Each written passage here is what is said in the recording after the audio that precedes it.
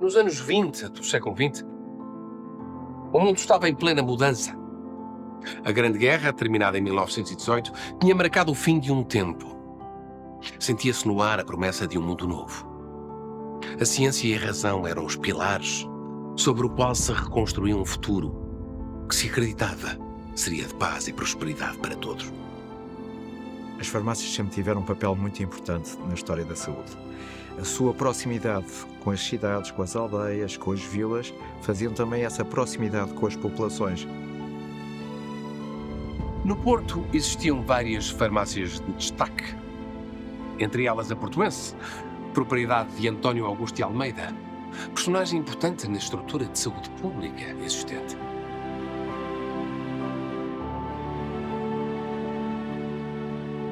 Acontece que na farmácia de António Augusto de Almeida trabalhava um jovem de personalidade forte e espírito empreendedor, que descortinou na dinâmica local uma oportunidade de negócio. Esse jovem chamava-se Álvaro Portela. O novo Álvaro Portela era um homem com muitas ideias, um empreendedor, um líder.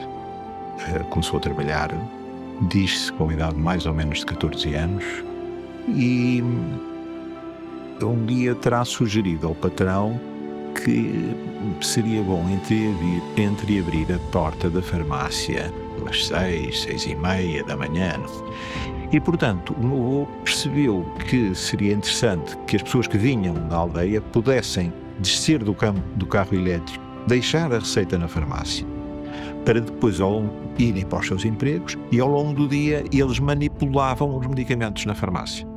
Para dar vazão ao crescente número de encomendas, fez sociedade com o patrão e, com o apoio deste e do sogro, criou um laboratório onde os processos de produção de medicamentos eram mais céleres e mais adequados às exigências sanitárias da época.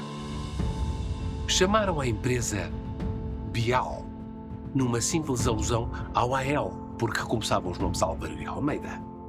Embora por essa altura, sentindo o peso da idade, António Augusto de Almeida tenha preferido que fosse o jovem Álvaro a ficar à frente do negócio.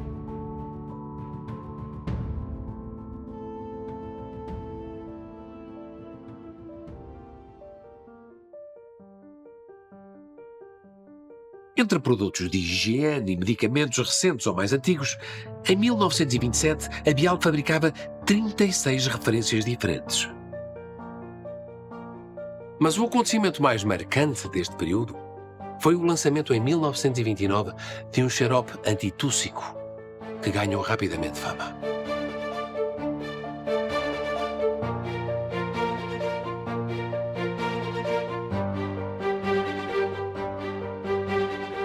A entrada, em 1926, de um novo sócio para o lugar de António Augusto de Almeida em nada alterou a dinâmica de crescimento da Bial. Por razões que se perderam no tempo, a sociedade acabou dissolvida, ficando Eduardo Almeida com a farmácia e Álvaro Portela com os laboratórios, que administrava desde sempre de forma independente. Sem lugar preferencial para vender os seus produtos, como era costume à época, a Bial acabou por adquirir, em 1934, a farmácia do Padrão, situada num largo com o mesmo nome, que se manteria propriedade da empresa durante mais de 30 anos. Enquanto o país mudava, a Bial continuava a crescer. E no início dos anos 30, a Portela e Companhia arrendou um palacete na Rua Heróis de Chaves, onde instalou secções mais modernas, como a de embalagem, onde trabalhavam 25 operárias. Mas o sucesso dos produtos Bial, com destaque para o benzodiazol, que definia, de facto, um modelo de negócio, mostrou a necessidade de implementar novos processos industriais. Por esta altura, a Bial iniciou a procura de um imóvel que concentrasse as secções e operações industriais dispersas e que tivesse espaço para crescer. Os novos laboratórios irão juntar-se doravante na Travessa de Santa Catarina, num palacete arrendado que foi sendo adaptado para a unidade laboratorial e fabril.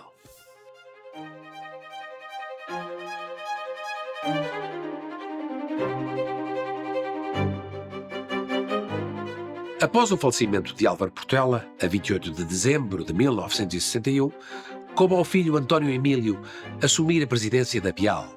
Logo, em 1962, e dar continuidade ao legado do pai. Quando o meu avô faleceu, o meu pai ele resolveu assumir uma gestão racional, de uma maior industrialização, uma maior aposta na compra de equipamento, reduziu substancialmente o número das pessoas na empresa para tornar a empresa mais rentável.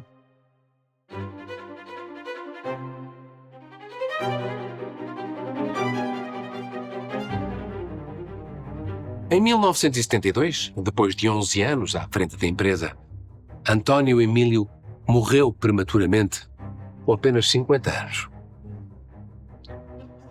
Os seus filhos, Álvaro e Luís, passaram a representar os Portela no negócio da família, integrando o conselho diretivo e os quadros da empresa. E em 1979, Luís Portela adquiriu a maioria do capital e tornou-se o presidente da Bial, deixando a sua carreira médica e académica. Resolvi dedicar a minha vida à empresa.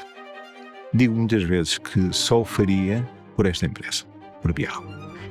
Para criar uma dinâmica comercial forte, Luís Portela e a sua equipa apostaram no relançamento do Ramongel, que viria a ser uma referência no mercado nacional. A estratégia passava então pela obtenção de licenças para a produção e comercialização de medicamentos de grandes companhias internacionais. O Ramongel correu muito bem e com o Ramongel nós conquistamos a confiança da Bayer para nos ceder a seguir o Rantodil. A Glaxo também nos veio a ceder alguns produtos, como a Gastridina e mais tarde o Plavamox, ambos com muito sucesso no mercado português. E à medida que isso foi acontecendo, também fomos conseguindo que essas empresas multinacionais depois nos estendessem as licenças para outros mercados. Atingido esse objetivo, pareciam estar reunidas as condições para avançar para um patamar nunca antes alcançado por outra empresa nacional no ramo. Apostar na investigação e desenvolvimento de medicamentos inovadores, para depois crescer para o mundo inteiro. O Departamento de Investigação e Desenvolvimento foi oficialmente constituído em 1992 com apenas 3 pessoas, lideradas pelo farmacologista professor José Garrett. Quando cheguei, numa antiga cozinha, estava instalado um laboratório de química. Quando eu entrei, a minha função foi implementar e montar um laboratório para testar as novas entidades químicas. Portanto, foi criado um pequeno laboratório de farmacologia na sala de refeições da cantina. Foi um risco muito grande. Houve muitas dificuldades iniciais. Não conseguiam licenciar o laboratório de investigação para fazer ensaios clínicos. Porquê? Porque as pessoas da Direção-Geral de Saúde tinham medo, nunca tinham feito aquilo na vida. Nas novas instalações da Bial em São Mamed do Coronado, Conselho da Trova, inauguradas em 1996, estavam garantidas as condições para cumprir e até elevar os padrões de qualidade pelos quais a empresa sempre se pautou. O plano estratégico da Bial estava paulatinamente a cumprir-se. E em 2009, ao fim de mais de uma década de avultado investimento em investigação e desenvolvimento, a Bial deu ao mundo o Zbinix, primeiro medicamento inovador pensado, investigado e desenvolvido em Portugal.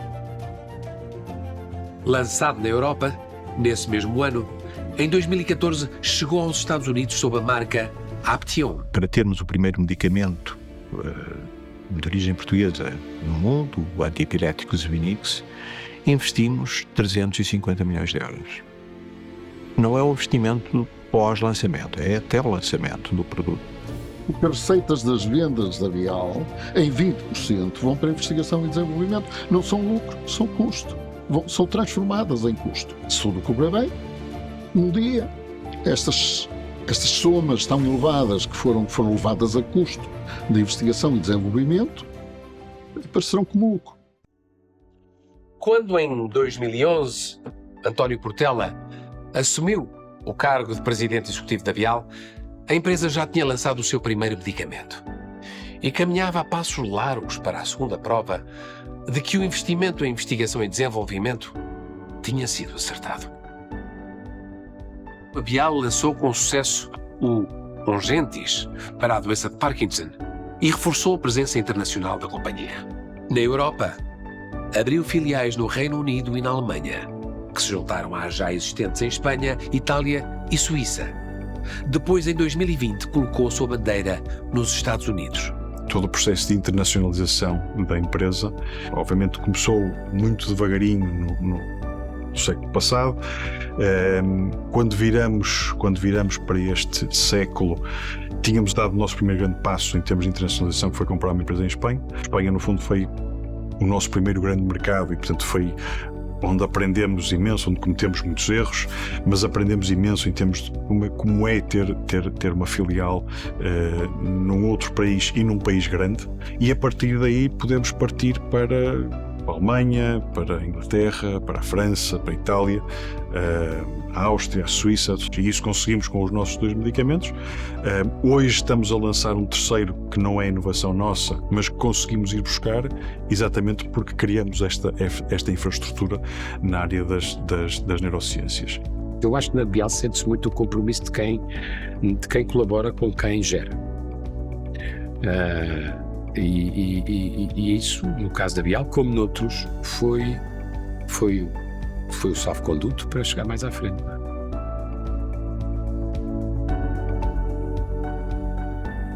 Paralelamente, ao longo destes 100 anos, a Bial sempre privilegiou uma cidadania empresarial ativa. Em 1994, a farmacêutica aliou-se ao Conselho de Reitores das Universidades Portuguesas e criou a Fundação Bial, hoje uma referência particularmente no âmbito da investigação em neurociências e parapsicologia, que visa estimular descobertas que beneficiem as pessoas, proporcionando mais saúde e permitindo alcançar novos patamares no conhecimento.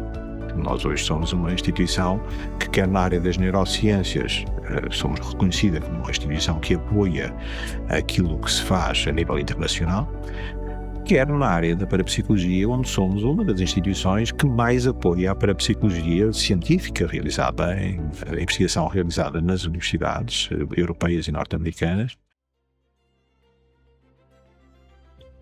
Com uma sólida liderança executiva e não executiva, a Bial pertence hoje ao restrito grupo de empresas de origem portuguesa que tem uma presença global. E por vender medicamentos próprios, é um caso único no universo das empresas farmacêuticas nacionais.